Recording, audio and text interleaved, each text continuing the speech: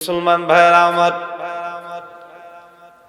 আল্লাহ পাক রব্বুল আলামিন কালামুল্লাহ দান করেছেন এমন একটা সমাজের মধ্যে, যে সমাজের মানুষগুলো একেবারে নিকৃষ্ট পর্যায়ে চলে গিয়েছিল।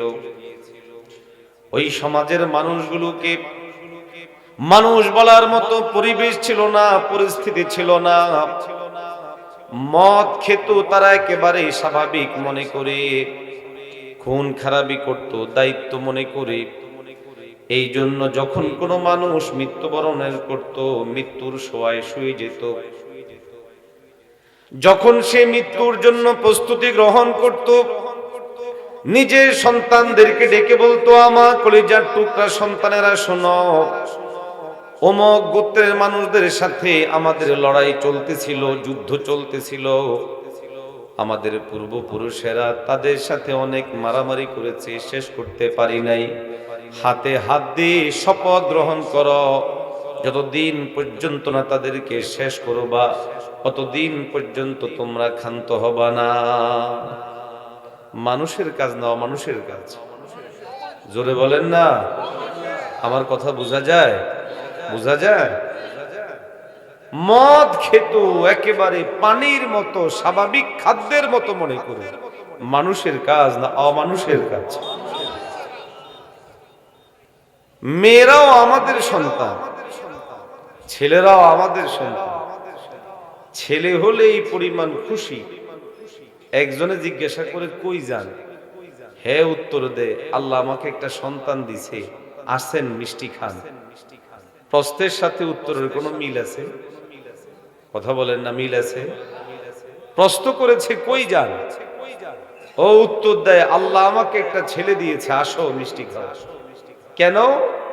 ছেলে হলে এই পরিমাণ খুশি যে লোকে প্রশ্ন করে একটা উত্তর দেয় আরেকটা, মিষ্টি খাওয়ায় মসজিদে, মিষ্টি খাওয়ায় বাজারে, ফোন করে করে সবাইকে জানায় যে আমার একটা ছেলে হয়েছে, আমার একটা ছেলে হয়েছে, আমার একটা ছেলে হয়েছে। আর যখন মেয়ে হয় এই পরিমাণ মন খারাপ হয়। কেউ কেউ তো মন খারাপ করে বিবিকে পর্যন্ত তালাক দিয়ে দেয়। এরকম অথর্ব আছে না? না, আওয়াজ দিয়ে বলেন। মুমিন মুসলমান ভাইরা আমার, আল্লাহর হাবিব সাল্লাল্লাহু আলাইহি ওয়াসাল্লাম আরব সমাজে যেই মুহূর্তে আগমন করেছিলেন, ওই সময়ের মধ্যে ওই মানুষগুলোর অবস্থা এমন ছিল, ছেলে সন্তান হলে তো অত্যন্ত খুশি হতো, অত্যন্ত আনন্দিত হতো। কিন্তু যখনই তাদেরকে সংবাদ পৌঁছানো হতো, আল্লাহ পাক রব্বুল আলামিন তোমাকে একটা মেয়ে সন্তান দান করেছেন, আল্লাহ পাক রব্বুল আলামিন তোমাকে একটা কন্যা সন্তান দান করেছেন, সঙ্গে সঙ্গে চেহারাটা কালো হয়ে যেত, মন খারাপ করত, আমার ইজ্জত শেষ হয়ে গেল, এমন একটা ভাব তার অন্তরের মধ্যে তৈরি হতো। লোকেরা যদি জানতে পারে আমার ইজ্জত থাকবে না, এই জন্য লোকদের জানার আগেই নিজের কলিজার টুকরা মেয়ে সন্তানকে খুন করে ফেলার মতো রেকর্ড আরব সমাজের আছে না? না, মুসলমান ভাইরা আমার, এত রিভাব দিছেন আল্লাহর হাবিব সাল্লাল্লাহু আলাইহি ওয়াসাল্লাম আরব সমাজের ওই একেবারে নিম্ন লেভেলের মানুষগুলোকে উঁচু লেভেলে পরিণত করলেন। পয়গম্বর আলাইহিস সালাতু সালাম তাদের মধ্যে এই চিন্তা যেটা ঢুকেছিল, জাহেলি চিন্তা, এই চিন্তাকে বের করে আনলেন। কোরআন শরীফ তাদের মধ্যে এমন একটা আমূল পরিবর্তন ঘটালো। তাদের চিন্তা ছিল মেয়ে সন্তান হওয়া মানে বেইজ্জতি হওয়া, মেয়ে সন্তান হওয়া মানে সমাজের মধ্যে দাম কমে যাওয়া, মেয়ে সন্তান হওয়া মানে ইজ্জত নষ্ট হয়ে যাওয়া। এই জন্য তাদের চেহারা কালো হতো। কোরআনুল কারীমের মধ্যে আল্লাহ পাক তাদের অবস্থা বর্ণনা করে বলেন, ওয়াইদা বুশিরা আহাদুহুম বিল উনসা যাল্লা ওয়াজহুহু মুসওয়াদ্দা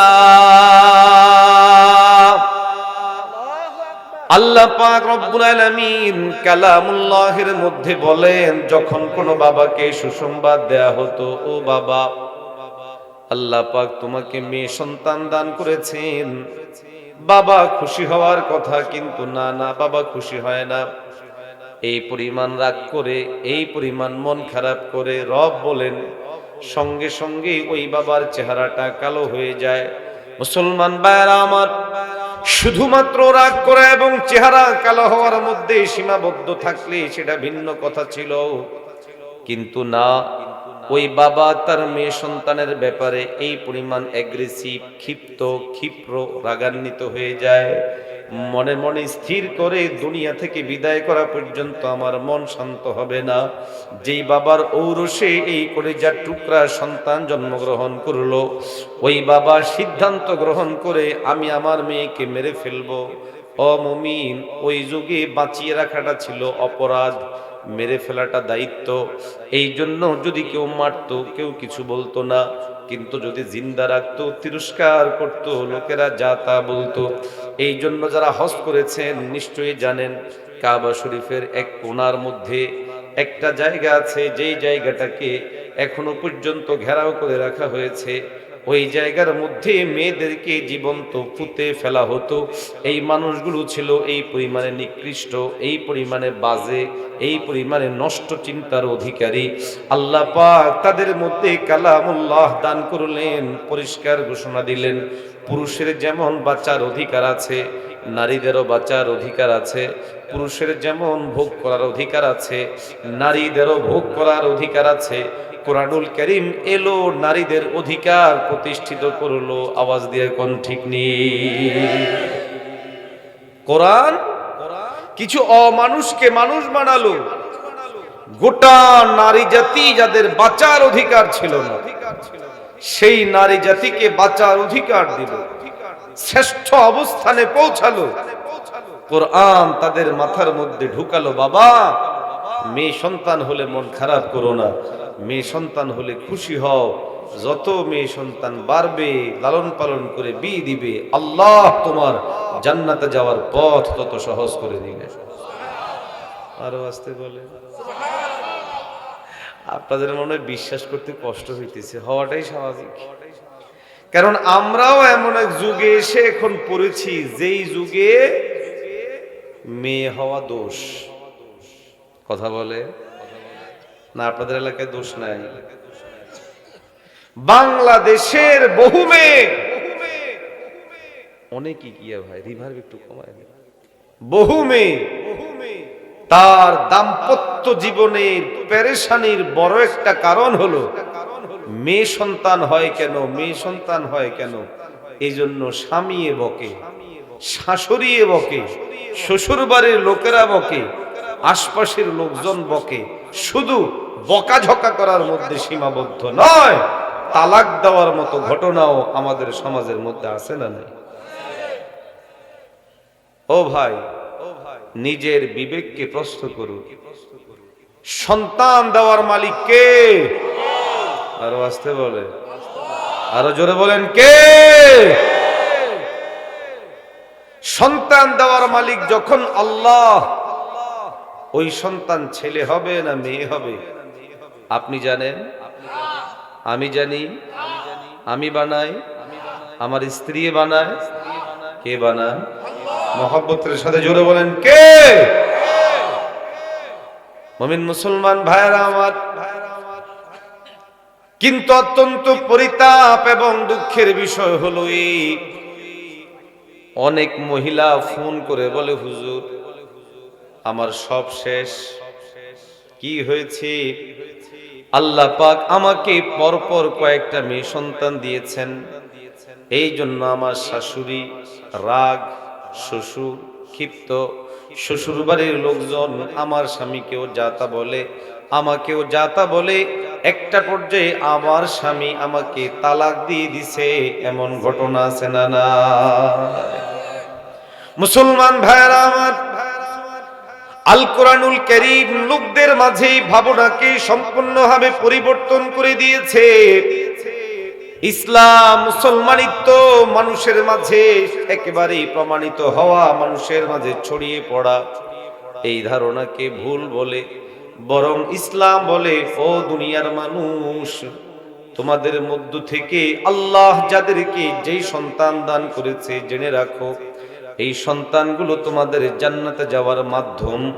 বিশেষত রব তোমাদের মধ্য থেকে যাদেরকে মেয়ে সন্তান দান করেছে, তারা যদি লালন পালন করে ওই নারী সন্তানকে বিয়ে দিতে পারো, আল্লাহ পাক রব্বুল আলামিন তোমাকে যে কয়েকটা উসিলায় জান্নাত দান করবেন। মনে রেখো, এই মেয়ে সন্তানগুলোকে লালন পালন করে বিয়ে দেওয়া এটাও একটা মাধ্যম হতে পারে। পারে কি পারে না? আরো আসতে বলেন, জোরে বলেন না। মুমিন মুসলমান ভাইরা আমার, আল্লাহর হাবিব সাল্লাল্লাহু আলাইহি ওয়াসাল্লাম তার কলিজার টুকরা সাহাবায়ে কেরামদেরকে জমা করলেন, ডাক দিয়ে বললেন, ও আমার সাহাবীরা শোনো, আমি মেয়েদের বাবা, সুতরাং তোমাদের মধ্যে যারা মেয়েদের বাবা তোমরা সুসংবাদ গ্রহণ করো। আর আসতে কর, জোরে বলেন না সুবহানাল্লাহ। আল্লাহু আকবার, জোরে বলেন না আল্লাহ। নাকি আপনাদের মেয়ে নাই না, নিজেরা ছেলে দেখা রাখ যে হুজুর দিয়ে মেয়েদের পক্ষে না বলা শুরু করবে। প্রিয় ভাই, সমাজের মধ্যে প্রতিষ্ঠিত একটা ফালতু জিনিস, অপসংস্কৃতি, অপকালচার, যে মহিলা হলি মেয়ে হলি এ বউ ভালো না, ছেলেকে বলে আরেক বিয়ে করা, মেয়েটাকে ছেড়ে দাও, এরকম অনেক রেকর্ড আছে না নাই? আওয়াজ দিয়ে বলেন। এটা জাহিলি যুগের তৎপরতা, আইয়ামে জাহিল যুগের তৎপরতা। কোন ইমানদার, কোন মুসলমান এই মতবাদে, এই চিন্তায় কশ্চিনকালেও বিশ্বাসী হতে পারে না। বরং ছেলে যেমন আমার সন্তান, মেয়েটাও আমারই সন্তান, এই ভাবনা রাখা, এটা ইসলামের শিক্ষা, এটা মানবতার শিক্ষা। আওয়াজ দিয়ে বলেন ঠিক না ভাই? আল্লাহর হাবিব সাল্লাল্লাহু আলাইহি ওয়াসাল্লাম তার কলিজার টুকরা সাহাবায়ে কেরামদেরকে ডাক দিয়ে বললেন, ও আমার সাহাবীরা শোনো, আমিও মেয়েদের বাবা, সুতরাং তোমরা যারা মেয়েদের বাবা সুসংবাদ গ্রহণ করো। পয়গম্বর আলাইহিস সালাতু ওয়াস সালাম তারপরে বলতে আরম্ভ করলেন, আল্লাহ পাক রব্বুল আলামিন তোমাদের মধ্য হতে যাদেরকে একটা মেয়ে সন্তান দান করেছেন, ওই বাবা মেয়ে সন্তানের সংবাদ পাওয়ার পরে নারাজ না হয়ে, রাগ না হয়ে, চেহারা কালো না করে খুশি হয়েছে, আনন্দিত হয়েছে। পয়গম্বর আলাইহিস সালাতু ওয়াস সালাম বলেন, এরপরে ওই বাবা দায়িত্ব নিয়ে ওই মেয়েটাকে লালন পালন করতে আরম্ভ করেছে। এরপরে ওই বাবা ওই মেয়েটাকে লালন পালন করে বিয়ে দিয়ে দিয়েছে। পয়গম্বর আলাইহিস সালাতু ওয়াস সালাম বলেন, আল্লাহ যদি ওই বাবাকে আরো একটা মেয়ে সন্তান দান করে, বাবা লালন পালন করে বিয়ে দেওয়ার ব্যবস্থা করে দেয়, আল্লাহ পাক যদি ওই বাবাকে আরো একটা মেয়ে সন্তান দান করে, নবী আমার সংখ্যায় ৩ পর্যন্ত বললেন, ৩টা মেয়ে সন্তান হয়েছে, বাবা নারাজ নয়, খুশি, বাবা আনন্দিত, বাবার অন্তরের মধ্যে উৎফুল্লতা। পয়গম্বর আলাইহিস সালাতু ওয়াস সালাম বলেন, কোন বাবা যদি এইভাবে মেয়েকে লালন পালন করে বিয়ে দিয়ে দেয়, আল্লাহর হাবিব সাল্লাল্লাহু আলাইহি ওয়াসাল্লাম বলেন, এই কাজটুকু ওই বান্দার জান্নাতে যাওয়ার জন্য মাধ্যম হয়ে যাবে। ও মুমিন, সন্তান দেওয়ার মালিক কে? আরো একটু মহব্বতের সাথে আওয়াজ দিয়ে বলেন, কে? সন্তান দেওয়ার মালিক আল্লাহ। এখন সাহাবীদের মনের মধ্যে একটু খটকা। নবী আমার মেয়েদের গুরুত্ব বুঝালেন, নারীদেরকে বাঁচায় রাখতে হবে এটাও বুঝলাম, লালন পালন করতে হবে এটাও বুঝলাম, মেয়ে হওয়াটা বেজ্জতির নয় ইজ্জতের এটাও বুঝলাম, মেয়েকে লালন পালন করলে জান্নাতে যাওয়া যাবে এটাও বুঝলাম। কিন্তু নবী আমার সংখ্যা তো বললেন কয়টা? জোরে বলেন। এখন সন্তান দেওয়ার মালিক কে? না কোনো পীর বাবা। নিজে সন্তান বানাইতে পারবো? জোরে বলেন না। মাজার সন্তান দিতে পারবে, পীর সন্তান দিতে পারবে, সন্তান দেওয়ার মালিক আওয়াজ দিয়ে বলেন কে? পয়গম্বর আলাইহিস সালাতু ওয়াস সালাম যখন তার কলিজার টুকরা সাহাবায়ে কেরামদেরকে বললেন, ও আমার সাহাবীরা, তোমরা যারা আমি সন্তানের বাবা হয়েছো, 1 2 3 পর্যন্ত নবী আমার বর্ণনা করলেন। সাহাবীর অন্তরে প্রশ্ন, যাদের জন্য আল্লাহ পাক 3 সন্তান দিলেন না, 2টা দিলেন, তাদের কি হবে? 3টাই হওয়া লাগবে জান্নাত পাওয়ার জন্য, ব্যাপারটা এমন কিনা? পয়গম্বর আলাইহিস সালাতু ওয়াস সালামকে প্রশ্ন করা হলো, ইয়া রাসূলুল্লাহ, ইয়া হাবিবাল্লাহ, আল্লাহ পাক যাদেরকে 2টো মেয়ে সন্তান দান করেছেন তাদের ব্যাপারে খবর কি? নবী আমার বলেন, যাও যাও, আল্লাহ পাক যাদেরকে 2টো মেয়ে সন্তান দান করেছে, লালন পালন করে আদর আপ্যায়ন করে মায়া করে বিয়ে দিতে পারলে আল্লাহ পাক ওই উসিলায় ওই বাবাকে জান্নাত দান করবে। সুতরাং যদি কারো একটা হয়, আমার আল্লাহ জান্নাত দান করতে পারেন কি পারেন না? আওয়াজ দিয়ে বলেন। এবার তুলনা করেন, কোরআন আসার আগে আইয়ামে জাহিলিয়ত ছিল, মেয়ে সন্তান হলে চেহারা কালো।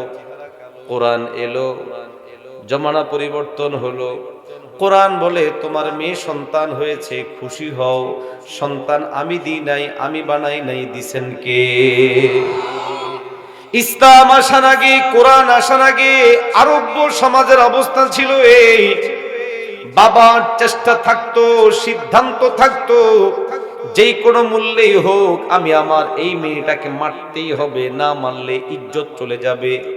কোরআন এলো, দৃষ্টিভঙ্গির পরিবর্তন ঘটালো, ও বাবা, মেয়েটাকে মেরে ফেলা নয়, বরং মেয়েটাকে বাঁচাইতে হবে, লালন পালন করতে হবে, বিয়ে দিতে হবে, দায়িত্ব নিতে হবে। তোমার কোনো লস নাই, দুনিয়াতেও লস নাই, আখিরাতেও লস নাই। আল্লাহ পাক দুনিয়াতেও তোমাকে বদলা দিবেন, আখিরাতে জান্নাত দান করবেন কে? তাহলে কোরআনের শিক্ষায় লাভ আছে না না? জোরে বলেন। কোরআনী আইনে শান্তি আছে না নাই? কিন্তু যখন কোরআন আমাদের থেকে দূরে সরছে, এখন আমাদেরও দৃষ্টিভঙ্গি নষ্ট হচ্ছে।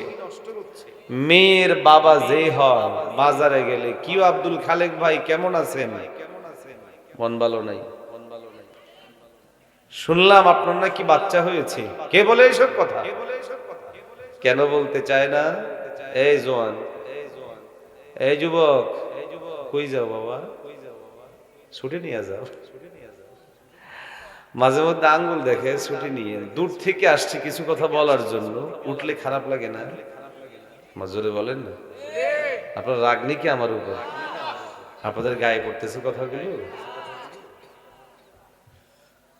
ওই সময়ে যেই জাহিলি চিন্তা ছিল, আমরাও কোরআন থেকে দূরে সরে যাওয়ার কারণে আমাদের ভিতরেও এই জাহিলি চিন্তা, বর্বর চিন্তা এসে ভর করতেছে। আওয়াজ দিয়ে বলে ঠিক না ভাই?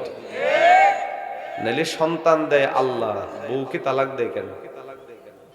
এরকম ঘটনা আছে না নাই? তো কেউ কেউ তো বলে, ওরে জিজ্ঞেসে কি ভাই মন খারাপ কেন? বললেন না, লাখ লাখ টাকা জরিমানা লাগছে। কি জরিমানা লাগছে? লাখ লাখ টাকা জরিমানা। কই কেমনে? আরে মেয়ে একটা হয়েছে তো। দেখেন লাখ টাকা কেমনে? ছেলেকে যৌতুক দেওয়া লাগবে, ছেলের বাবাকে মোবাইল দেওয়া লাগবে, ছেলের মাকে এই দেওয়া লাগবে। লোক সমাজে সমাজে এই প্রচলন আছে না না? যৌতুক নেওয়া হালাল না হারাম? আরো আসতে বলেন, আরো জোরে বলেন। যৌতুকের প্রচলন বৈধ না অবৈধ? জায়েজ না না জায়েজ? ইসলাম তো বলে টাকা দিতে হবে নারীকে, এটার নাম মোহর। এখন আমাদের লোকজন বলে বাসর রাতে আমার বউ আমারে মাফ করে দিচ্ছে। কোন রাতে মাফ করছে? বাসর রাতে মাফ করছে। ও ভাই, মাফ করছে না করে নাই, নিজেদের মধ্যে একটু ঝগড়া হইলে দেখবেন মোহর ছিল 10 টাকা, এটা 10,000 টাকা হয়ে যাবে। আরো আসতে না, বিশ্বাস হয় না মনে হয়। আমরা আমাদের কালচারাল পরিবর্তন করেছি।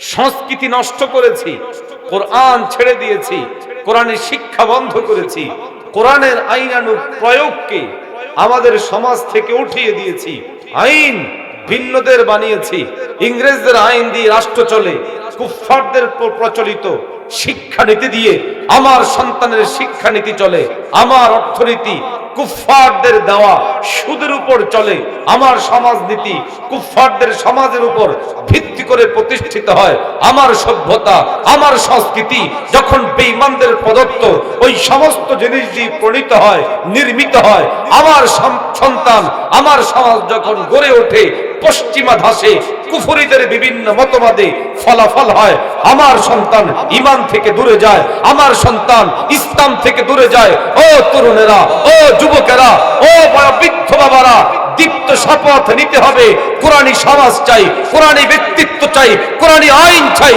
কোরআন ছাড়া আমাদের কোনো বিকল্প হতে পারে না, পারে না, পারে না, যদি বলেন ঠিক আছে। এখন আমাদের এই কথা বলনেওয়ালা লোকেরও তো বড় অভাব। জোরে বলেন। এখন এটা বললে কেউ কেউ বলবে যে হুজুর কি কি জানি বলে, হুজুর কি কি জানি বলে। না ভাই, কথা এটাই এবং এটাই চূড়ান্ত। যতদিন পর্যন্ত কোরআনকে আমার ব্যক্তিতে, আমার পরিবারে, আমার সমাজে, আমার রাষ্ট্রে আনা না যাবে, অতদিন পর্যন্ত শান্তির আশা করা যায়। আওয়াজ দিয়ে বলেন যায়। মুসলমান ভাইয়েরা আমার, আজ অত্যন্ত পরিতাপ এবং দুঃখ নিয়ে বলতে হবে, আমাদের থেকে কালামুল্লাহ এই পরিমাণে উঠে গেছে, ঈমানওয়ালারা পর্যন্ত যারা মুমিন 5 ওয়াক্ত নামাজ পড়ে মসজিদের মধ্যে যায়, কেউ কেউ কপালের মধ্যে দাগ পর্যন্ত লাগিয়েছে, আল্লাহর বান্দা হজও করেছে, দুনিয়াবি শিক্ষার দিক থেকে উচ্চ শিক্ষিত বটে, কিন্তু যদি বলা হয় ও বাবা একটু করে কোরআনুল কারীমটাকে পড়েন, উচ্চ শিক্ষিত মানুষ সঙ্গে সঙ্গে চেহারাটা নিচু হয়ে যায়, মন খারাপ হয়ে যায়, কালামুল্লাহের একটা লাইন পড়ার মতো যোগ্যতা হয়ে ওঠে না। ও মুসলমান, যদি পড়তে না পারে বুঝবে কি? যদি না বুঝে আইনানুগ ভাবে এটার প্রয়োগের ব্যাপারে সিদ্ধান্ত নিবে কি? ফলাফল হলো দিন যত যায় অতই আমাদের সমাজের অবস্থা অত খারাপ হয়ে যাচ্ছে। আরো আসতে বলে, জোরে বলেন। আজ থেকে কিছুদিন আগেও মসজিদগুলোতে বয়োবৃদ্ধ মুরব্বীরা পড়তে না পারলেও কোরআন শরীফ নিয়ে এমনি এমনি করে দুলতো, ইমাম সাহেবরে গিয়ে বলতো হুজুর একটু কোরআন শরীফটা ধরায়া দেন, মুয়াজ্জিন সাহেবের কাছে গিয়া হুজুর একটু কোরআন শরীফটা ধরায়া দেন। কি বলেন ঠিক না?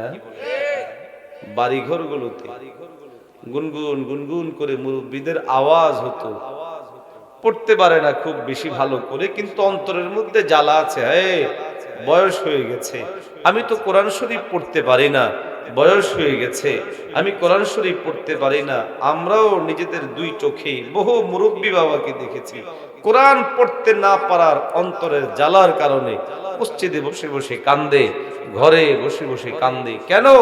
আমার জিন্দেগির 60 বছর শেষ, 70 বছর শেষ, জানি না কে কখন যাবে, হতে পারে আমিও মরে যেতে পারি, বয়োবৃদ্ধ মুরব্বীরা থাকতেও পারে, তবে দুনিয়ার বাহ্যিক নিদর্শনগুলো, যাদের দাড়ি পেকেছে, যাদের দাঁত পড়েছে, যাদের শরীরের চামড়া ইত্যাদিগুলো উঠে গেছে, মানুষ স্বাভাবিকভাবে বোঝে, স্বাভাবিকভাবে মনে করে যে এই মানুষটার খুব বেশি দিন থাকবে না, দুনিয়াতে থাকবে না।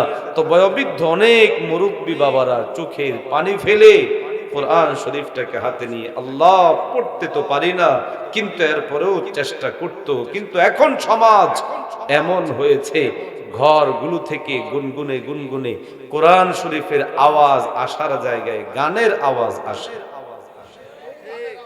আরো আসতে রাগ করলেন নাকি?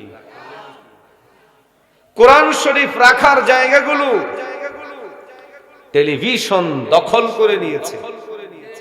আমার সন্তান কোরআন না পড়ে নোবেল বই পড়ে, আমার সন্তান কোরআন অনুযায়ী নিজেদেরকে না সাজায় নায়কের মতো সাজায়, নায়িকার মতো সাজায়, গায়কের মতো সাজায়, গায়িকার মতো সাজায়, যদি বলেন ঠিক না ঠিক?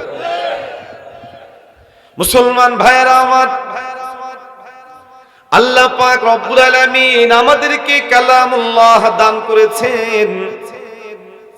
এই কোরআন আমাদের পরিবর্তনের জন্য, এই কোরআন আমাদের আল্লাহ পর্যন্ত পৌঁছার জন্য বড় মাধ্যম।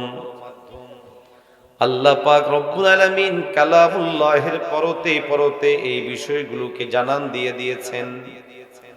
আল্লাহ পাক রব্বুল আলামিন আমাদেরকে বুঝিয়েছেন, ও গোলাম, এই কোরআন হলো এই কোরআন, যেই কোরআন তোমাকে